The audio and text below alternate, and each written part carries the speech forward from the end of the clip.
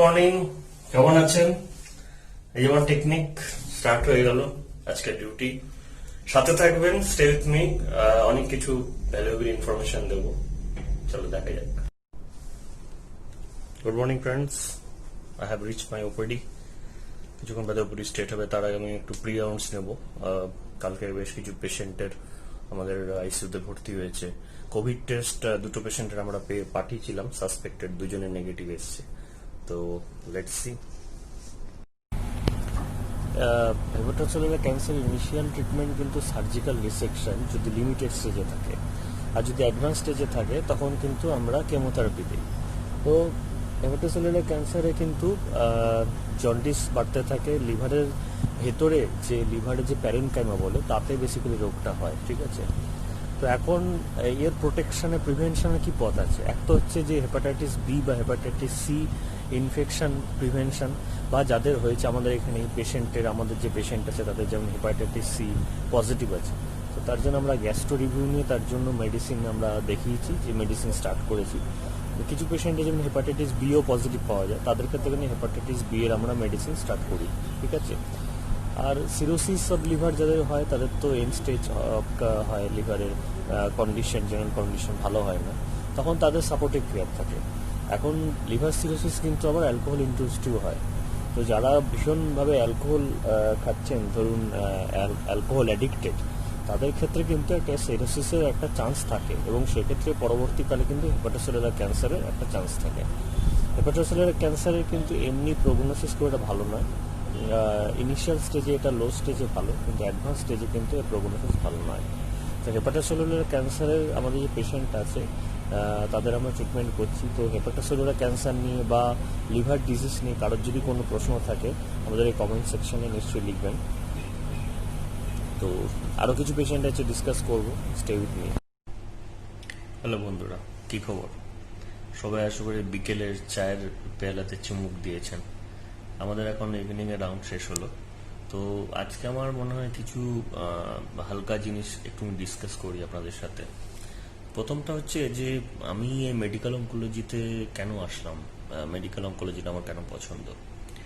আমার বেসিক্যালি এর আগে রেডিয়েশন অঙ্কোলজি, এটাও একটা সুপার স্পেশালিটি ব্রাঞ্চ, যেটা ক্যান্সারের ট্রিটমেন্ট রেডিয়েশন দিয়ে করা হয়, সেটাতে কিন্তু আমার স্পেশালাইজেশন আছে।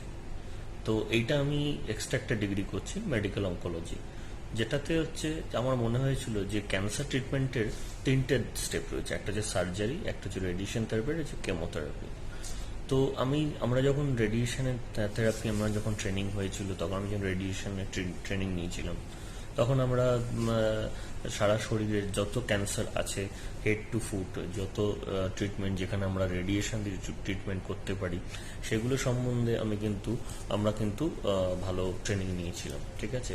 সেখানে আমি প্রথমে জেনেছিলাম তার অ্যানাটমিক্যাল ব্যাকগ্রাউন্ড, যে টিউমারটা রয়েছে তার আশেপাশের যে অর্গানসগুলো রয়েছে তার অ্যানাটমি কী রয়েছে, কিভাবে রেডিয়েশন কাজ করে, রেডিয়েশনে কিভাবে ক্যান্সার সেলকে মারা হয়, ঠিক আছে? রেডিয়েশনের কি কি সাইড এফেক্টস রয়েছে, এইসব জিনিসগুলো আমাদের ট্রেনিংয়ের পার্ট ছিল। তার সাথে কি ছিল, রেডিয়েশনের সাথে কনকারেন্ট কেমোথেরাপি যে আমরা দিই, যে পেশেন্টদের রেডিয়েশন চলাকালীন বেশ কিছু পেশেন্টকে আমরা কেমোথেরাপি দিই, তো সেগুলো আমাদের একটা সিলেবাসের পার্ট ছিল, সেগুলো আমরা জেনেছিলাম। তো অ্যাজ এ রেডিয়েশন অঙ্কোলজিস্ট আর ক্লিনিক্যাল অঙ্কোলজিস্ট আমরা কেমোথেরাপি এবং রেডিয়েশন থেরাপি দুটোই কিন্তু আমরা টিউন আপ করেছিলাম। এবার এখন আমার মনে হলো যে এখন আমাদের এই ক্যান্সারের ট্রিটমেন্টের আরেকটা পার্ট চলে এসছে, সেটা হচ্ছে immunotherapy, the fourth pillar of the treatment, immunotherapy. তো আমার মনে হলো যে এই ইমিউনোথেরাপি আর টার্গেটেড থেরাপি এইগুলো নিয়ে আরও বেশি পড়াশোনা করা দরকার। কারণ এখনকার দিনে যেসব টিউমার কেমোথেরাপি রেজিস্ট্যান্স হয়ে যাচ্ছে, বা যখন আমি পেশেন্টকে কেমোথেরাপির পর পেশেন্টের রিল্যাপস করছে ডিজিজ, তখন আমার হাতে আর কি ট্রিটমেন্ট অপশন আছে, সেইটা একটা খুব ইম্পর্টেন্ট জিনিস। তো সেই জন্য আমার মনে হলো যে আমি ইমিউনোথেরাপি, টার্গেটেড থেরাপি এগুলো সম্বন্ধে আমার একটু নলেজ পড়াশোনা করে একটা ট্রেনিং দরকার, যেটা হচ্ছে স্পেশালাইজড হবে। তাহলে আমার এই ট্রেনিংয়ের পর আমি যেটা হবে, non surgical treatment of any tumour I will B master.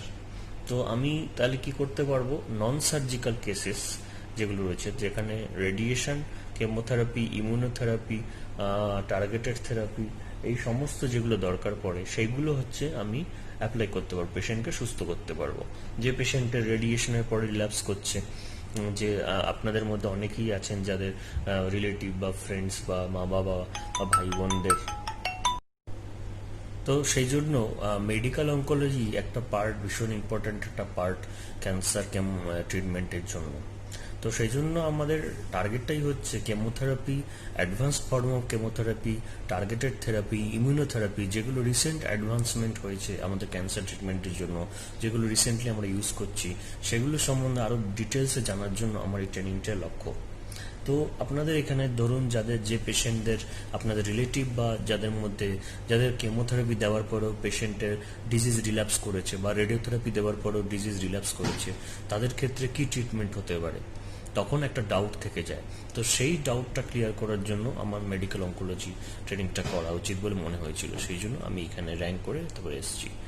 তো আশা করি আমার এই কয়েক বছরে আমি সেই জিনিসটার সম্বন্ধে ভালো করে শিখে যাব এবং বেটার পেশেন্ট আমি সার্ভ করতে পারবো। এটা হচ্ছে আজকের খাবার, এর মধ্যে রয়েছে গাট্টা কারি, এটাকে বলা গাট্টা কারি, আর এটা তো এমনি ডাল, মসুর ডাল হবে, আর মসুর ডাল, এটা হচ্ছে আমার ফেভারিট কাস্টার্ড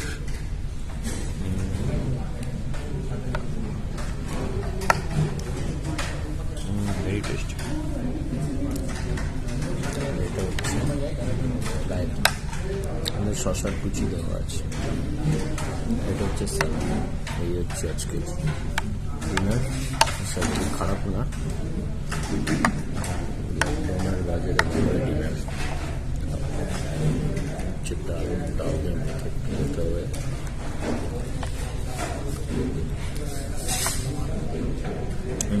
তারপরে যেটা টেস্ট বেশ মুগের ডাল, মুগ ডাল,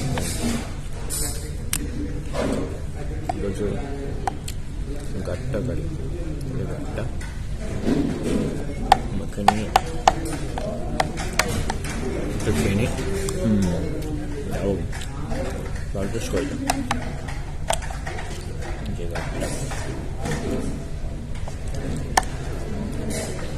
আর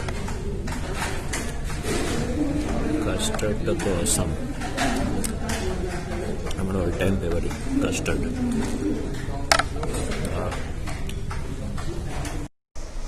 এখন একটা পেশেন্ট দেখতে যাচ্ছি যার হচ্ছে পেট সিটি স্ক্যান হয়েছে। পেট সিটি স্ক্যান একটা ইনভেস্টিগেশন যেটাতে টিউমারের মেটাবলিক রেসপন্স দেখা যায়। তো তাতে একটা ডায়াগনোজ করা হয় রেডিও অ্যাক্টিভ সাবস্টেন্স, তাতে কিন্তু ভমিটিং হয়। পেট সিটি স্ক্যানে যে ডায়েটটা ইউজ করা হয় সেটা হচ্ছে FDG18। আমরা পেট সিটি স্ক্যানে যে পেশেন্টটা দেখলাম যে ভমিটিং হচ্ছে, তার কিন্তু আমরা বেশ কিছু সাপোর্টিভ ট্রিটমেন্ট দিলাম। পেশেন্ট হচ্ছে case of carcinoma, lung carcinoma with brain mets. পেশেন্টের আজকে আমরা পেট সিটি স্ক্যান করেছি to assess the disease status. এখন আমরা ডিজিজ স্ট্যাটাস ইভ্যালুয়েট করি, কালকে আমরা ওর ব্রেন মেটস জন্য ব্রেনের MRI করবো, তাতে যদি পজিটিভ পাওয়া যায় আমরা ব্রেনে রেডিয়েশন দেবো, তার সাথে আমরা সিস্টেমিক কেমোথেরাপি স্টার্ট করবো।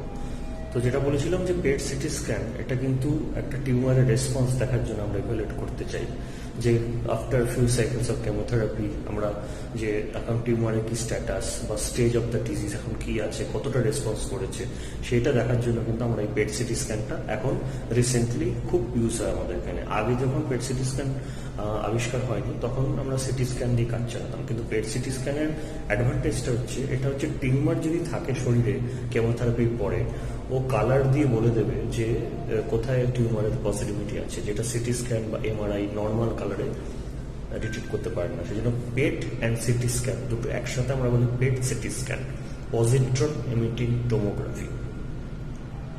তো এই রেডিও অ্যাক্টিভ আয়োডিনটা, এই রেডিও অ্যাক্টিভ যে মলিকুলটা দেওয়ার জন্য ও হচ্ছে টিউমারের যেখানে আছে টিউমারটা তার গায়ে গিয়ে লেগে যায়, এবং সেটাই আমাদের প্লেটে আমাদের দেখতে পারি আমরা স্ক্রিনে যে কোথায় টিউমারটা আছে। তার ফলে আমরা ওর রেসপন্স হিসাবে, রেসপন্স কিছু ক্রাইটেরিয়া আছে, সেই বেসিসে আমরা এখন বেশ কিছু ক্যান্সারের PET CT scan investigation of choice at diagnosis, মানে প্রথম যখন পেশেন্ট আসলো তখন আমরা পেট সিটি স্ক্যান করছি। আবার কিছু পেশেন্টকে আমরা কেমোথেরাপির পরে অ্যাসেস করতে আমরা দেখছি যে কতটা রেসপন্স হচ্ছে।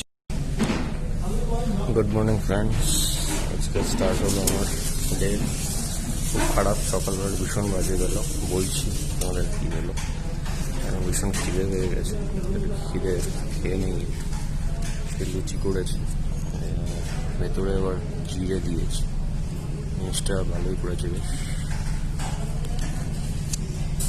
অল্প তেলে করেছে। একটা চালুর তরকারি, ভালো লাগছে জিনিসটা খেতে।